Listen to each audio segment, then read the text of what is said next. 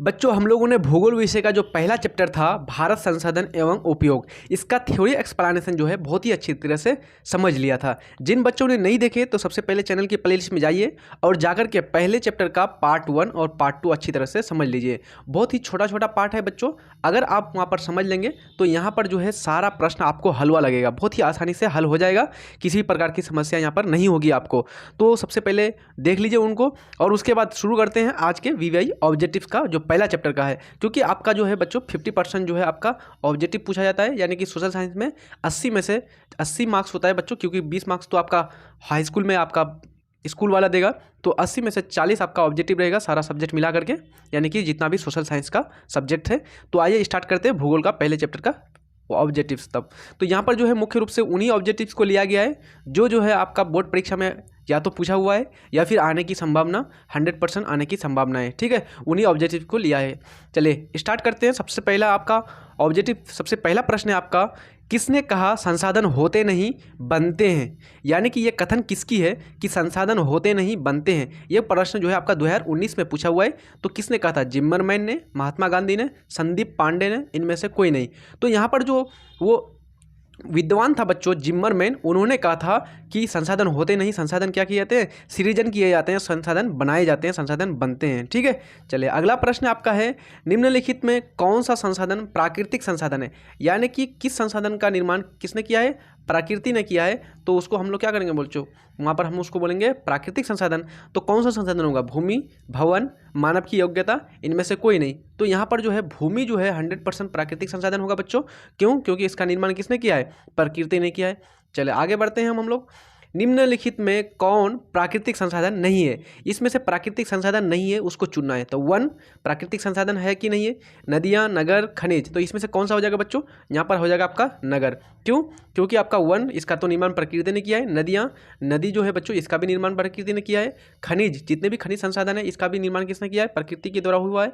तो यहाँ पर जो है आपका नगर जो है ये क्या हो जाएगा? मानव द्वारा विकसित किया जाता है। तो ये आपका प्राकृतिक संसाधन नहीं कहलाएगा। अगला प्रश्न है, बहुत ही वीवीआई प्रश्न है आपका। ये प्रश्न आपका 2 बार पूछा हुआ है, 2014 और 2019 में। सौर ऊर्जा निम्नलिखित में से कौन सा संसाधन है? यानी कि जो सौर ऊर्जा होती है, सोलर एनर्जी, ये कौन सा संसाधन है बच्चों निम्नलिखित में? मानवकृत, नवीकरणीय, अजैव, अनवीकरणीय। तो यहाँ पर जो सौर एनर्जी है बच्चों, सौर ऊर्जा, वो आपका नवीकरणीय संसाधन है।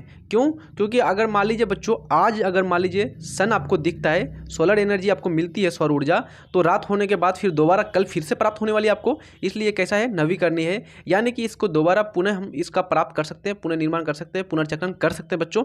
जबकि मानव निर्मित और अजैव और अनवीकरणीय ये आपका ऑप्शन नहीं होगा। तो कौन सा ऑप्शन सही हो जाएगा? बी ऑप्शन आपका सही हो जाएगा।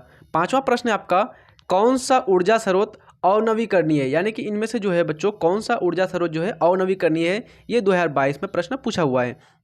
जल, सौर, कोयला, पवन। इसमें अनवीकरणीय है। अनवीकरणीय कौन हो जाएगा यहाँ पर? आपका कोयला हो जाएगा। क्यों बच्चों? क्योंकि अनवीकरणीय में क्या होता है, इसका भंडार जो होता है ये क्या होता है? सीमित होता है। तो कोयला का भंडार जो होता है 100% सीमित होता है और इसका पुनर्चक्रण क्या है बच्चों? असंभव है, यानी कि बड़ी मुश्किल है, बहुत ही ज़्यादा दिक्कत है इसको। तो यहाँ पर ऑप्शन सी आपका सही हो जाएगा 5 नंबर का प्रश्न का।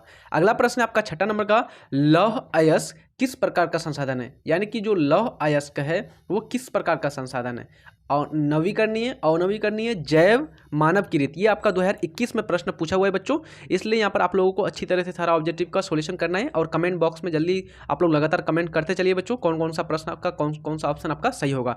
तो इस 6 नंबर का प्रश्न का कौन सा ऑप्शन आपका सही हो जाएगा? जी बिल्कुल, ये आपका हो जाएगा अनवीकरणीय संसाधन। यानी कि इसका निर्माण क्या होगा बच्चों?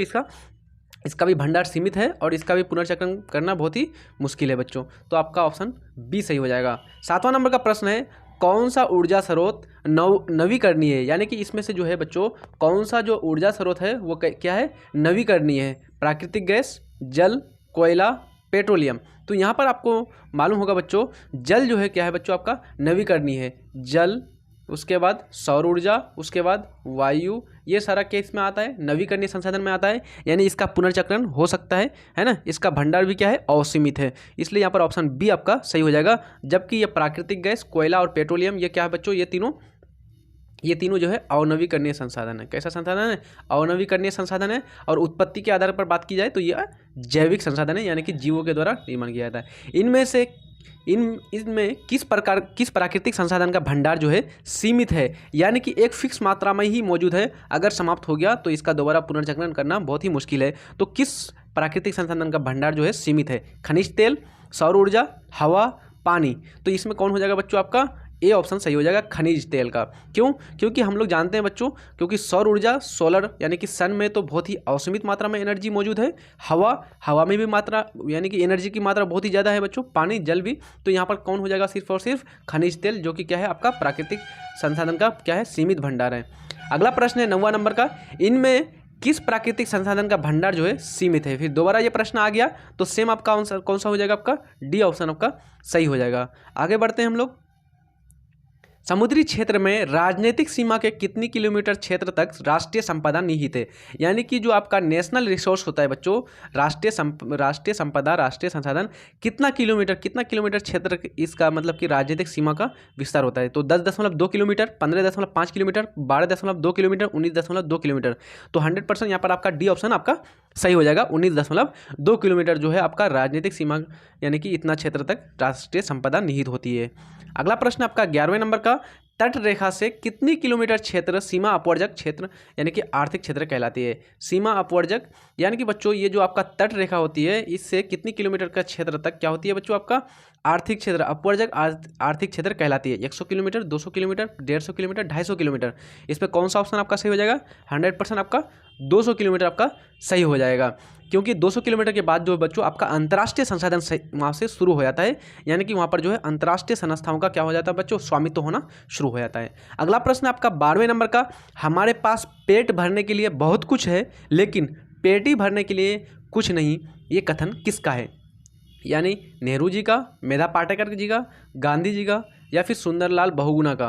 तो यहाँ पर जो है बच्चों मुख्य रूप से ये कथन जो दिया गया था, ये आपका गांधी जी के द्वारा दिया गया था कि हमारे पास जो है पेट भरने के लिए वर्तमान में तो सब बहुत कुछ है, लेकिन पेटी भरने यानी कि भविष्य में हमारे संसाधनों को भविष्य के लिए बचाए रखना, संरक्षण करके रखना, ये हमारे लिए क्या है बच्चों? पेटी भरने के लिए कुछ भी नहीं है, यानी आगे के लिए कुछ नहीं है। ये कथन जो है आपका महात्मा गांधी जी ने कहा था। तो ऑप्शन सी आपका 12 नंबर का सही हो जाएगा।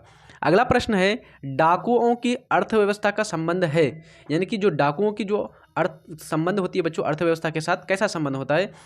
ऑप्शन ए संसाधन संग्रहण से, ऑप्शन बी संसाधनों के अनियोजित विदोहन से, ऑप्शन सी संसाधन के नियोजित दोहन से, इनमें से कोई नहीं। तो संसाधन, ये जब डाकू होता है बच्चों, वो क्या करते हैं? वो नहीं देखता है कि क्या होगा, संसाधन का समाप्ति होगी या क्या होगा, वो नहीं देखता है बच्चों की अनियोजित विदोहन होगा कि क्या होगा। तो ऑप्शन बी आपका सही हो जाएगा, यानी कि वो जो है बच्चों लूट मार करके वो क्या करता है बच्चों? अर्थव्यवस्था को क्षति पहुंचाता है, इसलिए यहाँ पर संसाधनों का क्या करता है? वो अनियोजित विदोहन करता है। अगला प्रश्न है 14 नंबर का आपका, संसाधनों के संरक्षण हेतु सर्वप्रथम किसने वकालत की? यानी कि जो संसाधन जो है इसके संरक्षण के लिए किसने वकालत की थी? नेहरू जी ने, क्लब ऑफ रोम ने, संयुक्त राष्ट्र ने, जापान ने? तो यहाँ पर जो है संसाधनों के संरक्षण के लिए बच्चों सर्वप्रथम वकालत किया था वो आपका क्लब ऑफ रोम ने किया था। ठीक है। 15 नंबर का प्रश्न है, प्राकृतिक संसाधनों के संरक्षण हेतु अफ्रीकी कन्वेंशन किस वर्ष हुआ था? ये प्रश्न आपका ऑलरेडी पूछा हुआ है बच्चों, 2021 में पूछा हुआ प्रश्न है। यानी कि जो आपका प्राकृतिक संसाधन के संरक्षण के लिए जो आपका कन्वेंशन हुआ था, कौन सा कन्वेंशन? अफ्रीकी कन्वेंशन। तो किस वर्ष हुआ था? 1960, 1968, 1972, 1980। तो यहाँ पर कौन सा ऑप्शन सही हो जाएगा? 1968, यानी कि बी ऑप्शन आपका सही हो जाएगा। अगला प्रश्न है आपका, प्राकृतिक संसाधनों के संरक्षण 1968 ईस्वी में कौन सा कन्वेंशन हुआ था? यानी कि इसी प्रश्न को आपको घुमा करके पूछ लिया है बच्चों, ये आपका 2021 का प्रश्न है कि यानी 1968 में जो प्राकृतिक संसाधन के संरक्षण के लिए जो कन्वेंशन हुआ था वो कौन सा कन्वेंशन था? अफ्रीकी कन्वेंशन, वेटलैंड कन्वेंशन, विश्व आपदा कन्वेंशन, इनमें से कोई नहीं। तो वो कन्वेंशन था बच्चों आपका अफ्रीकी कन्वेंशन। ऑप्शन ए आपका सही हो जाएगा। अगला प्रश्न है 17वां नंबर का, विश्व पर्यावरण दिवस किस तिथि को मनाया जाता है? बहुत ही इंपॉर्टेंट प्रश्न है ये। आपका प्रश्न जो है आपका ऑलरेडी पूछा हुआ है बच्चों, 2018 में पूछा हुआ था। पर्यावरण दिवस, विश्व पर्यावरण दिवस कब मनाया जाता है? 2 जून, 4 जून, 5 जून, 7 जून। तो यहाँ पर ऑप्शन कौन सा सही हो जाएगा? सी ऑप्शन आपका सही हो जाएगा। 5 जून को जो है मुख्य रूप से विश्व पर्यावरण दिवस मनाया जाता है। आया समझ में? अगला प्रश्न है 18वां नंबर का, प्रथम पृथ्वी सम्मेलन 1992 किस देश में आयोजित किया गया? यानी कि जो पहला पृथ्वी सम्मेलन 1992 जो था किस देश में आयोजित किया गया था बच्चों? ब्राज़ील, भारत, जापान, दक्षिणी अफ्रीका। जल्दी आप लोग इसका आंसर कीजिए। ये प्रश्न आपका ऑलरेडी पूछा हुआ है बच्चों 2022 और 2023 या 2022 में फर्स्ट सिटिंग में पूछा हुआ था बच्चों। ठीक है, तो ये कौन सा आपका सही हो जाएगा यहाँ पर? आपका ऑप्शन ए आपका सही हो जाएगा, ब्राज़ील। ठीक है बच्चों, 18 नंबर का कौन सा प्रश्न कौन सा ऑप्शन सही हो जाएगा? ए नंबर ब्राज़ील सही हो जाएगा। अगर आपको बच्चों एक बार क्वेश्चन पूछा हुआ था ब्राज़ील के स्थान पर वहाँ पर जगह का नाम दिया था, तो ब्राज़ील के किस जगह पर वो ये सम्मेलन हुआ था, प्रथम पृथ्वी सम्मेलन? उसका नाम था, आप लोग नोट डाउन कर लीजिएगा, रियो डी जनेरिया, याद रहेगा आपको। ये जो है आपका स्थान का नाम है, ये 2022 में आपका पूछा हुआ था। अगला प्रश्न है 19वां नंबर का बच्चों कि द्वितीय पृथ्वी सम्मेलन कहाँ हुआ था, यानी कि जो दूसरा पृथ्वी सम्मेलन था ये कहाँ हुआ था? ये आपका 2020 में ऑलरेडी क्वेश्चन पूछा हुआ है बच्चों। न्यूयॉर्क में, पेरिस में, मॉस्को में, इनमें से कोई नहीं। तो यहाँ पर जो आपका पूछा हुआ ये जो प्रश्न है बच्चों, इसका ऑप्शन कौन सा सही हो जाएगा? न्यूयॉर्क, यानी कि ये अमेरिका में हुआ था बच्चों, न्यूयॉर्क में ये सम्मेलन हुआ था, द्वितीय पृथ्वी सम्मेलन। ये ऑलरेडी क्वेश्चन जो है 20 में सेकेंड सिटिंग में पूछा हुआ है बच्चों। आज का लास्ट क्वेश्चन है बच्चों, क्योटो सम्मेलन किस देश में आयोजित की गई थी? यानी कि जो क्योटो सम्मेलन है ये किस देश में यहाँ पर आयोजन हुआ था? फ्रांस में, म्यांमार में, जापान में, इंडोनेशिया में।